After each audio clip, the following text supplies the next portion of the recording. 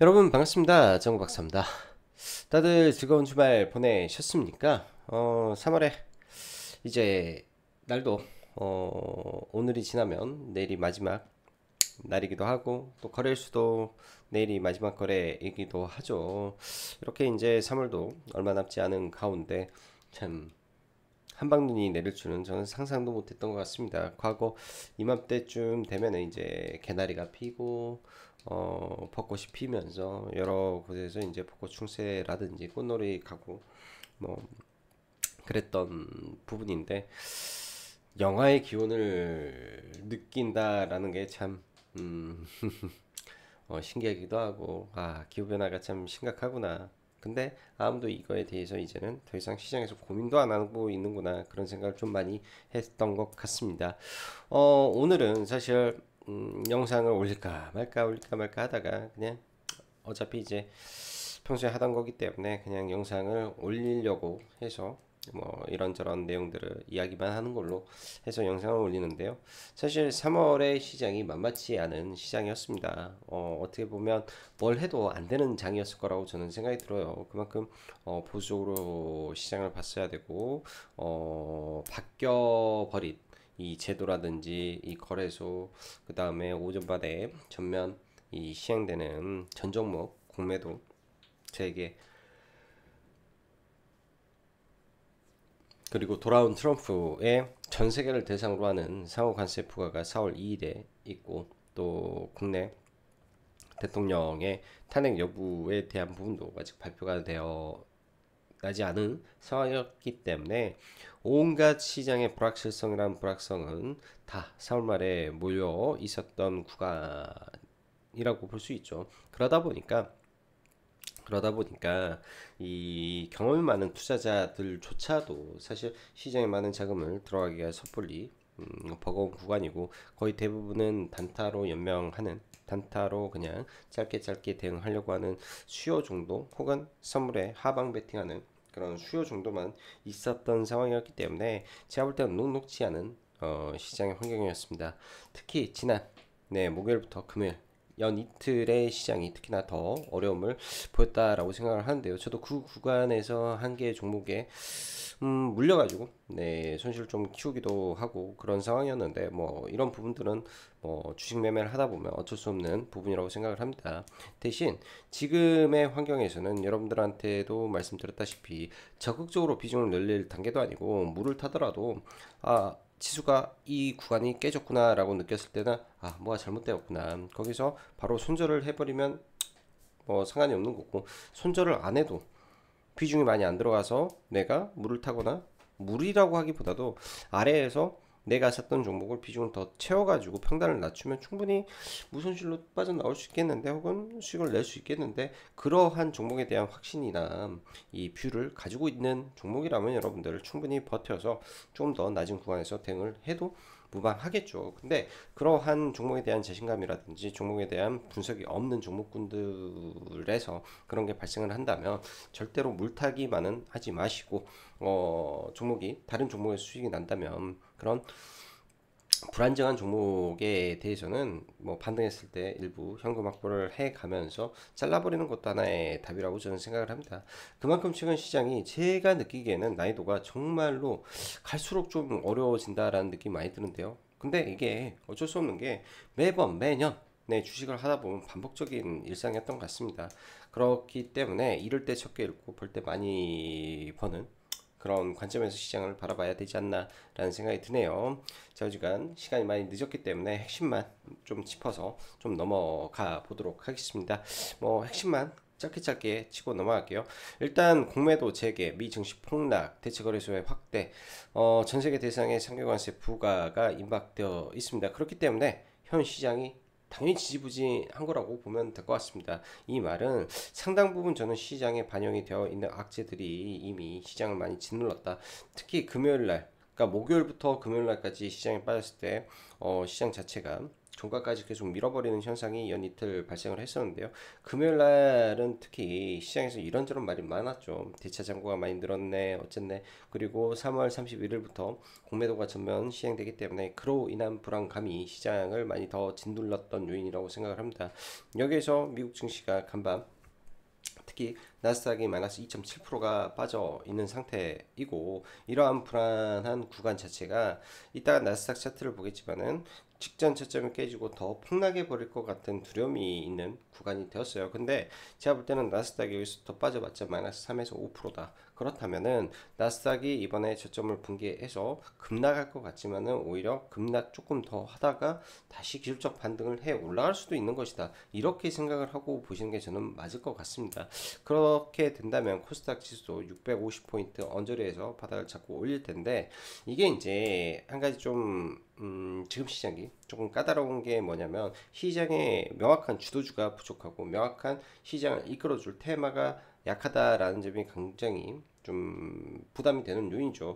강한 종목이 없다라는 것은 V자 반등이 안 나오고 서서히 올라가기 때문에 이 반등의 목표치를 어느 구간에서 이제 우리가 빠져나와야 될지 그거를 찾아가는 과정이 어렵습니다. 어렵다라는 게 괴롭습니다. 왜? 하루 이틀 혹은 뭐 적어도 3에서 5일 안에 내가 손실을 봤던 대부분 막 15%씩 이렇게 반등이 나와주면 좋은데, 그런 반등이 지금 현 상황에서는 조금 어렵다라는 점이죠. 시간이 필요하다 라는 점입니다. 일단 전체적인 시장에서는 여러 가지 불확실성이 제거가 되어야 되는데, 일단 두 개는 제거가 되는 거죠. 공매도와 대체 거래소에 대한 부분들, 어찌됐든 다음 주 월요일 날 당장 내일 오전에 확인이 될 것이고, 이에 따른 이 수급이라든지 그런 흐름은 바로바로 우리가 체크를 할 수 있기 때문에, 더 이상 시장에서는 공매도가 시행되기 때문에 이거에 대한 두려움 때문에 시장은 빠졌다라는 말은 못합니다. 공매도가 시행돼서 공매도를 때려서 빠졌다라고 할 수는 있겠지만은, 많이 밀려있는 상태에서 공매도를 팍팍 치기에는 부담이 되는 거죠. 그래서 공매도는 추가적으로 악재로 작용할 가능성은 없을 것이고, 대체 거래소가 약간의 문제점은 될 수도 있습니다. 일단 일주일 정도는 봐봐야 될 거라고 저는 생각이 들어요. 350개로 확대가 된 상황에서 거래 대금이 급격하게 줄어들었는데, 알고리즘에 대한 부분에서, 그러니까 개인들이 거래가 지금 넥스트 트레이드의 90%를 차지합니다. 이거는 SOR 시스템 덕분에 최적의 매수를 찾는다면, 현재 수수료가 없는 SOR 쪽으로 하면 넥스트 트레이드로 돈이 가버리죠. 그럼 KRX의 거래 대금이 팍 죽어버리게 되는 이 이상한 시스템이 되어버렸기 때문에 알고리즘 매매가 들어가지 못한다. 그럼 800개로 확대된 상황에서도 알고리즘 매매가 작동을 못한다. 아, 이거 확인하고 나서 금융당국에서 일단 이거 처리해야 된다라고 보여집니다. 문제가 상당히 크기 때문에 이러한 부작용이 일정 부분 처리가 되면서 이것도 적용이 되지 않겠냐 생각이 들어요. 자, 다시 정리해보면, 일단 금요일날 우리나라 시장은 뭐 마이너스 2% 정도 빠졌기 때문에, 미국의 마이너스 3% 가까운 하락은 월요일날 아침 마이너스 1% 출발 이후에 추가적인 하락이 1% 정도 더 나온다면 대부분은 선 반영했을 가능성이 높습니다. 코스닥 기준에서 650포인트, 670포인트 근처에서 우리가 할 수 있는 거는 뭐냐, 지수를 사는 방법도 하나의 방법이 될 것 같아요. 지수를 분할로 사는 것도 하나의 방법일 것이고, 시가총액 상위 종목군들을 계속 추적 관찰해서 들어가는 것도 방법일 거라고 생각을 합니다. 그래서 지금 이 하락을 공포스럽지만 기회로 작용을, 그러니까 생각을 해야 되는 구간까지 내려온 거로 저는 생각을 하고 싶고, 나스닥 기준에서 이렇게 좀 보죠. 나스닥 기준에서 사실 지금 누가 보더라도 이 저점을 이탈시키고 박살이 나버릴 것 같은 두려움이 지금 시장에 존재할 거라고 좀 보여집니다. 이때도 보면 이렇게 빼고 나서 이렇게 해서 연 이틀 급락을 시켰죠. 근데 이때는 엔캐리 청산이라는 우려감이 시장을 폭락을 시킨 구간이었고요. 만약에 그러게 되더라도 하루 이틀이면 다 끝나버리는 부분이 될 것 같아요. 그래서 월요일날 당장 뭐 종목을 매수한다라는 관점보다도 시장을 확인해 보겠다라는 관점으로, 만약 하나 이런 구간까지 빠졌을 때 지수가 더 빠진다라는 것보다는 일단 반등한다. 나스닥은 이 21선 근처 일시적으로 이탈은 할 수 있어도, 월봉의 21선을 일시적으로 붕괴는 시킬 수 있어도 이거를 깨고 바로 내려오지는 않을 것이다. 일시적으로 붕괴시키더라도 올렸다가 다시 빼는 일이 있다. 이렇게 생각을 해보면 국내 코스닥 지수를 볼 때 월봉 기준이죠. 이번 달에 월봉의 이 하단을 건들고, 왜 자꾸 두 개가 하단을 건들고, 그 다음에 이 저점 테스트를 하러 갈 가능성이 높은데, 이 저점이라는 구간이 사실 아주 장기간 동안 만들어졌던 박스권의 하단이고요. 블랙스완이 터지지 않은 이상 쉽게 깨지지 않은 하단이기 때문에 어찌됐든 이 아래권에 오면은 아래권을 잡고 올라갈 확률이 80% 90% 이상이 될 것이다. 그때 이제 시장 대비 강한 종목을 찾아서 우리가 투자의 관점에서 지금은 볼 수 있는 구간까지 빠져 내려온 것이다. 이렇게 생각을 합니다.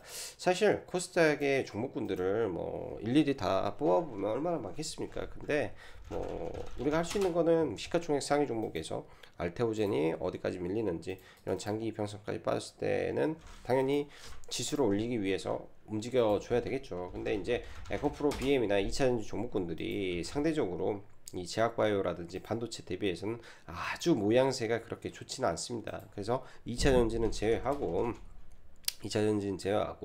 반도체에서 최근에 좀 강했던 종목군들 위주에서, 예? 주성 엔지니어링도 상당히 강하게 올랐던 종목이죠. 이런 종목이 만약에 시장 영향에 의해서 순간 이렇게 밑에 하단까지 내려온다면 한번 고민을 해볼 수 있는 거고, 주성 엔지니어링 같은 경우에요.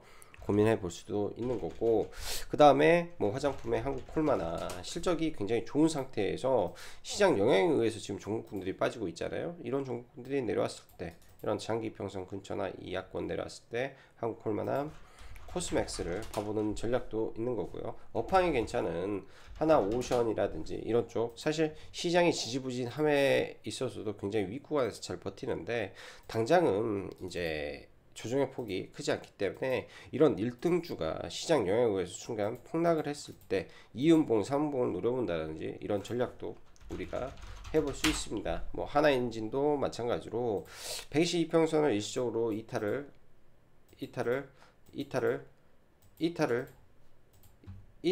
시킬 수는 있겠지만은, 과거의 패턴에 의해서 122평선에서는 짧은 이탈 이후에 빠르게 돌려세우는 거, 그 말은 즉슨 우리가 122평에 잡는 게 아니라 돌려세우는 봉을 보고 확인하고 들어가도 될 수도 있을 것이다. 이러한 시나리오를 작성을 해 보는 것도 하나의 방법이다 라고 생각을 해 봅니다.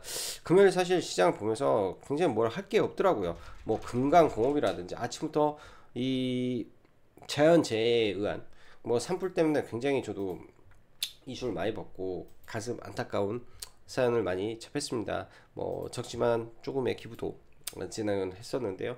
뭐 어느 정도 이제 화제가 다 진화가 돼서 뭐 90 몇 프로라고 계속 기사에 나오는데, 이걸 올렸다. 이거는 단기 반짝하고 소멸해 버릴 수밖에 없는 테마이기 때문에 어떻게 해서든 세력은 해먹고 싶어서 이렇게 시세를 끄집어 올렸다라고 생각을 합니다. 그렇기 때문에 이런 종목을 매매를 안 했다면 볼 게 없었던 금요일의 시장이었죠. 차라리 안 먹고 말아야 되는 테마였다라고 생각을 합니다.